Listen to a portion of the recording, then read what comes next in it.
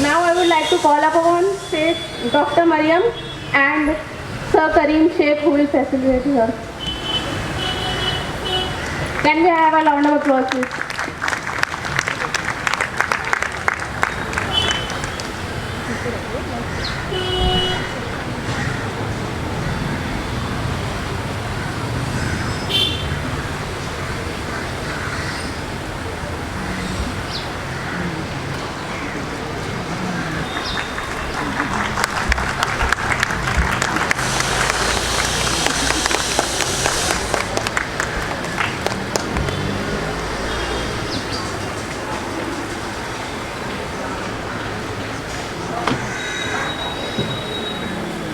Assalamualaikum. I am Dr. Mariam Abdulaziz Ansari from Bhiwandi. मैंने Seth GS medical college KVM से मैंने MBBS किया है। फिर उसके बाद गायनेकोलॉजी का कंसल्टेंट के तौर पे मैं भिवंडी पे मूव आई। I am a counsellor too. और आज मैं कैंसर की अवेयरनेस के ऊपर कुछ बातें आपको बताना चाहती हूँ। बिस्मिल्लाहिर्रहमानिर्रहीम। रब्बि ज़िदनी इल्मन कसीरा रब्बि इश्रह ली सदरी वयस्सिर ली अमरी वाहलुल उक़दतम मिन लिसानी यफ़क़हू क़ौली। आमीन।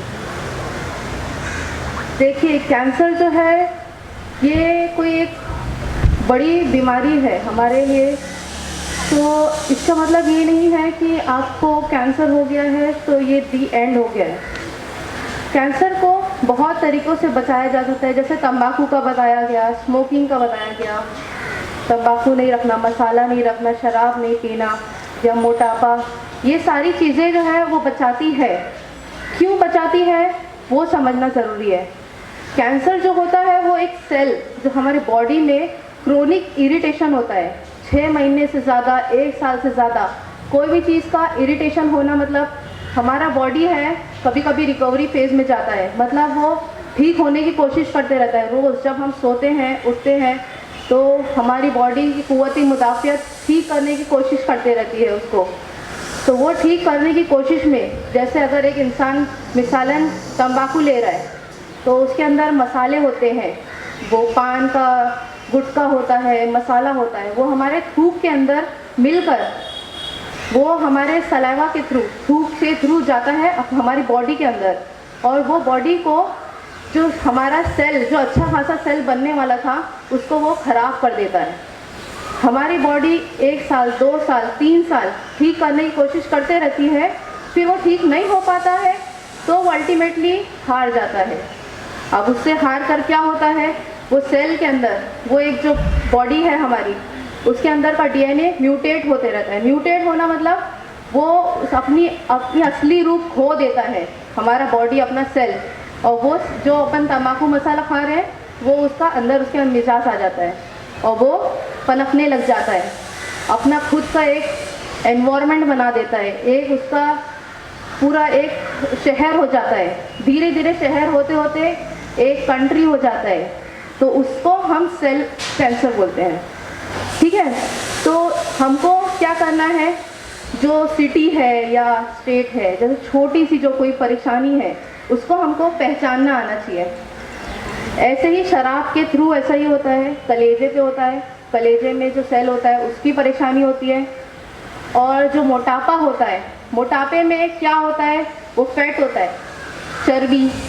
या हम बोलते हैं कि एक इंसान को कोलेस्ट्रॉल मेंटेन करो, कोलेस्ट्रॉल सही रखो या मोटापा मत आने दो। इसका मतलब ये नहीं है कि वो हमारा फिगर ख़राब कर रहा है या हम अच्छे नहीं लग रहे हैं।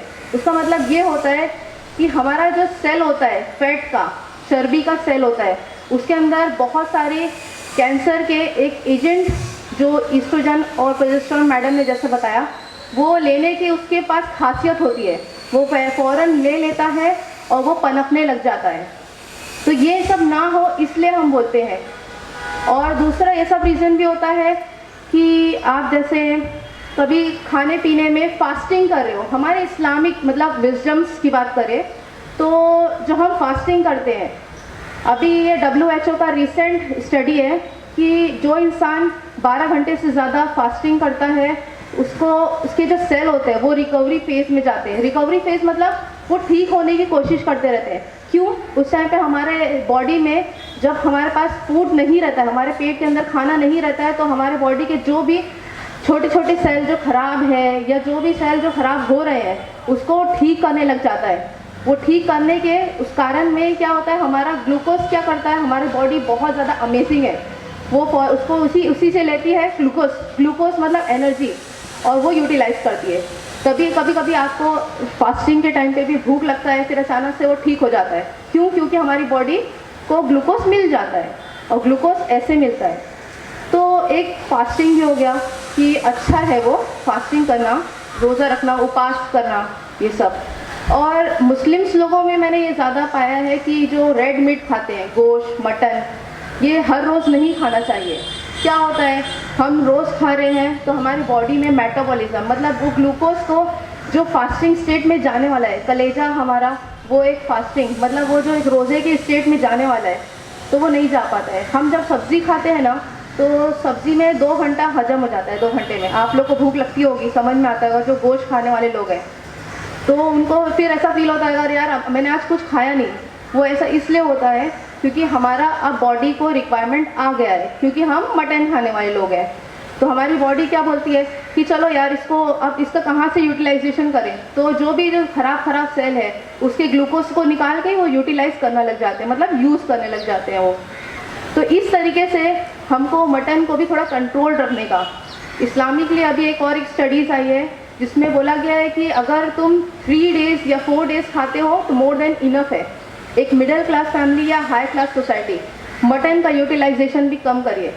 ऑयल, अब बात आती है बाहर के खाने की जो हम अवॉइड नहीं कर सकते, ना ही मैं आप लोग को बोलूँगी कि अवॉइड करो, बस उसको एक लिमिट करो। महीने में 1 बार हो गया, 2 बार हो गया, तो थोड़ा लिमिटेड रखो उसको। सोचो कि इससे ज़्यादा और क्या हो सकता है हानिकारक। आजकल देख रहे हैं हर कॉर्नर में चाइनीज़ की दुकान है, हर कॉर्नर में मटन का ये है, बाहर शौरमा मिल रहा है, पाव मिल रहा है, ये सब रिसेंट ट्रेंड है। ये सब चीज़ों को आप एक दावत दे रहे हो, वो दावत है कैंसर की। बहुत सारी चीज़ें हमको नहीं समझ में आती। अब बात करते हैं लोग कि मैंने स्मोकिंग किया, 15 साल स्मोकिंग किया, मुझे कैंसर नहीं हुआ। एक बंदे ने ज़िंदगी में कभी स्मोक को हाथ नहीं लगाया और उसको हो गया। ये जो रेशो है उसमें डिस्क्रिपेंसी रहती है, मतलब कि 100 लोगों में 80 लोगों को कैंसर हुआ था, तंबाकू वाले या शराब वाले या स्मोकिंग वाले लोग, उनको कैंसर हुआ था, वो किसी को याद नहीं रहता। बट 100 में से एक आदमी को जब कैंसर हुआ है तो उसके ऊपर एक टैग लग जाता है कि नहीं इस बंदे ने लिया नहीं था फिर भी हो गया। इस चीज़ को समझना है हमको।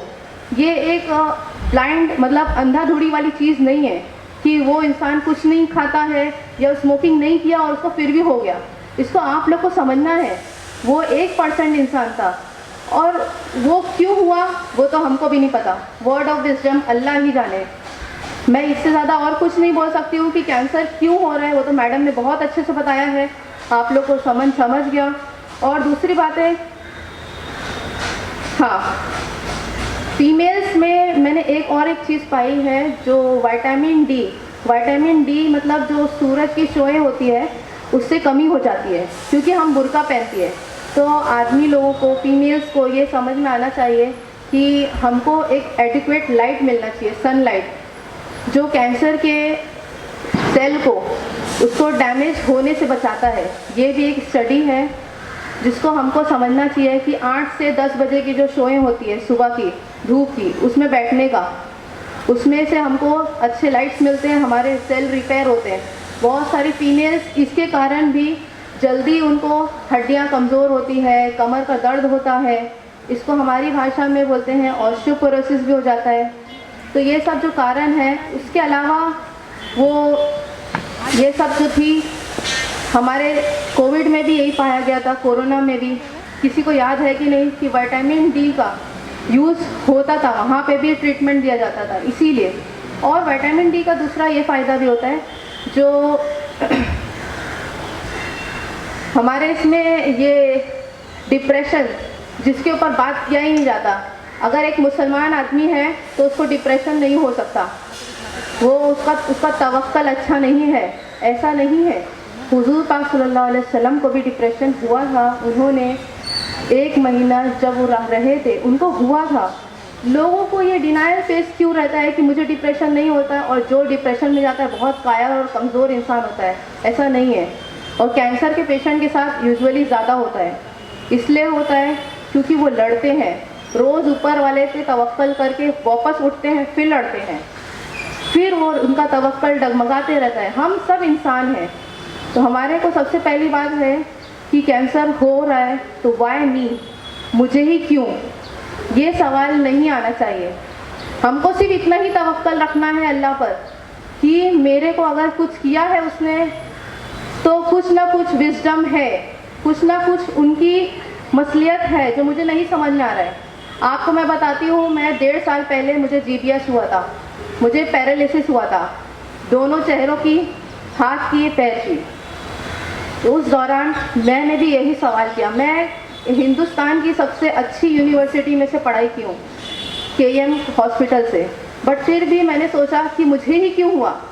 जब मुझे ये पता चला कि मुझे GBS हुआ है, मैं बहुत ज़्यादा रोती थी, मैं चलना फिरना नहीं कर पाती थी, मैं ICU में भी एडमिट थी। धीरे धीरे रिकवरी हुई है और मैंने अपने आप को संभाला। उस टाइम पर मुझे ये समझ में आया, अल्लाह ताला ने जो भी किसी भी इंसान का कुछ भी किया है, वो ऊपर वाले पे तवक्कल कर लो बस, और उस चीज़ में, उस जंग में शामिल हो जाओ, ख़त्म बात।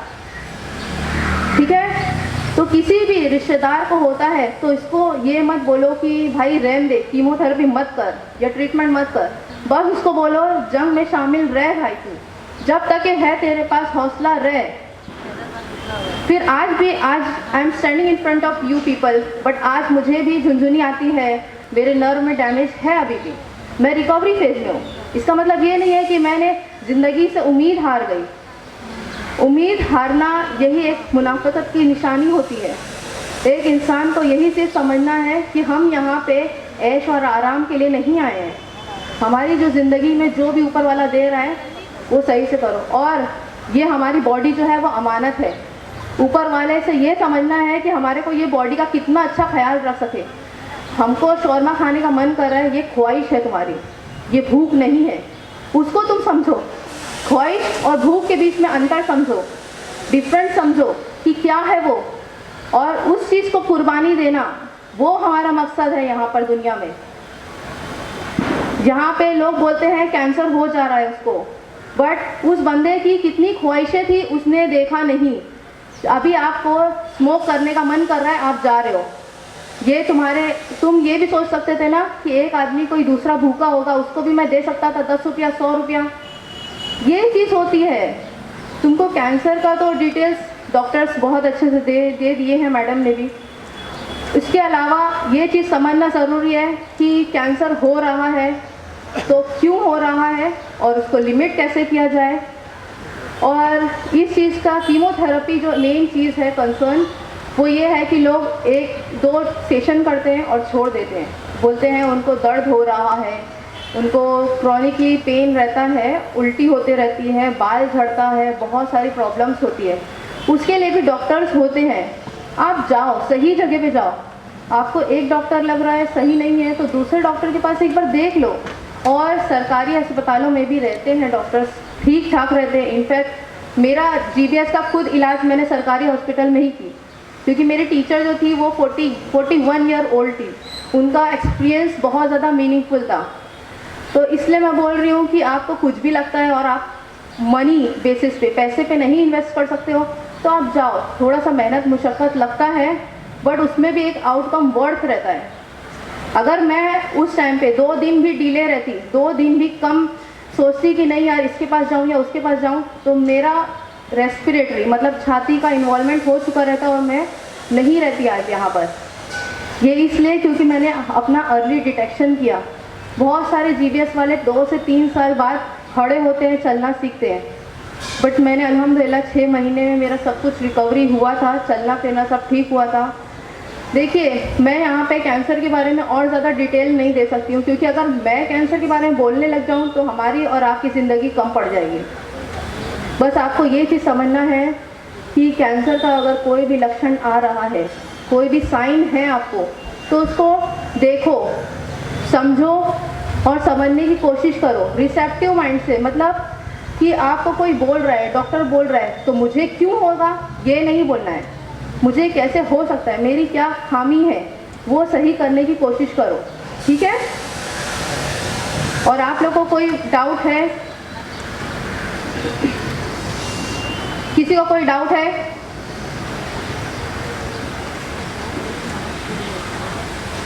No, thank you.